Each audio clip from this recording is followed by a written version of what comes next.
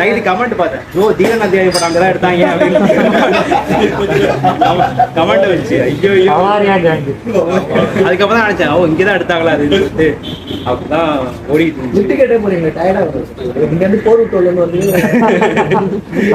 பழகிருச்சு. இப்போ நீங்க ஒரு இடத்துல தங்குறீங்க, ஒரு அவங்கவுங்களுக்கு ஒரு ரீஜனல் லாங்குவேஜ் இருக்கும். இப்போ நீங்க நீங்க தமிழ்ல பேசினா தமிழ் பழைய பரவாயில்ல அப்படின்னு சொல்லிட்டு தங்க வைப்பாங்க.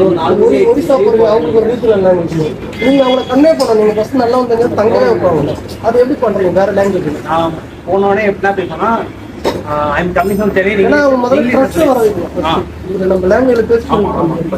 நம்ம அவங்க லாங்குவேஜ்ல பேசாம வேற லாங்குவேஜ் பேசினாலே வந்து ஒத்துக்கிறாங்க.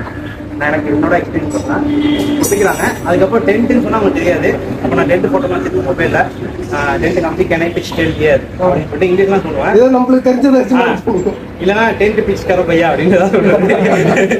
முதல் ப்ராப்ளம் லாங்குவேஜ் தான். 4 வார்த்தை நம்ம தெரிஞ்சது அப்படியே ஓட்டிடுறது. அவங்க சொல்லி சில பேர் வந்து இப்போ ரீசெண்டாக நடந்து சொல்றேன், அசாம்ல வந்து ஒரு வீட்டில் வந்து கேட்க போனோம். நான் என்னோட பையன் அவன் வந்து நான் வந்து ஆத்தங்கரை இருந்துச்சு, அங்கே போய் டென்ட் போட்டுப்பான், லோக்கல்ல கேட்டா நீங்க போட்டு பிரச்சனை இல்லை அப்படின்னு சொல்லிட்டாங்க. சரி ஓகே, நான் பிச் பண்ண போயிட்டேன். அந்த பையன் வந்து பயப்படாம இருக்கான், நம்ம எப்படி இங்கே தங்குறது அப்படின்னு சொல்லிட்டு. நான் போய் நான் லோக்கல்ல கேட்கறேன், வேற வீட்டில் போய் கேட்கறேன் அப்படின்னு சொல்லிட்டு அவன் போயிட்டான். அப்படி கேட்கறான். அவன் போய் வீட்டில் போய் கேட்க போனான். அவன் என்ன சொன்னாங்கன்னா, நம்மள அவனை என்னோட யூடியூப் சேனல் வீடியோலாம் காமிச்சிருக்கான், நம்மள அவனை போகவும் இல்லை, உட்காரு அப்படின்னு சொல்லிட்டு சேரை போட்டு உட்காரு. நான் யோசிக்கிறேன், அவனுக்கு இதே தெரியும்ல, 2 பேர் பேசிக்கிட்டாங்க, யோசிக்கிறான் இது அப்படின்னு சொல்லிட்டு உட்காந்து 10 நிமிஷம் கழிச்சு அவர் யோசிச்சு ஓகே பிச்சுக்காரு அப்படின்னு சொல்லிட்டாரு. ஆமா.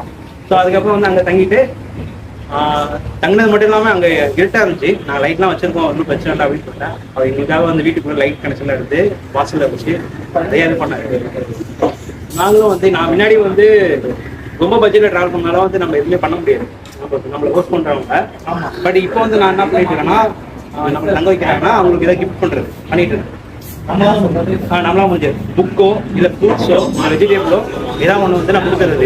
இப்போ இந்த அசாம்ல இருந்து இதுக்கு மேலே கொடுத்து ஒரு 1000 ரூபாய் கொடுத்து சமைக்க இல்லை. நான் சாப்பாடு அவங்கள்ட்ட நான் எக்ஸ்பெக்ட் பண்ணுறேன். நான் வெளில போய் சாப்பிடுவோம், பிரச்சனை கிடையாது. நம்ம அங்கேருந்து கிளம்பும் போது மரத்துக்குள்ள போகிறோம். அது எல்லா இடத்துலையும் எல்லா இடத்துலையும் நம்ம இருக்கிற இடத்த கேட்டு போட்டு கூட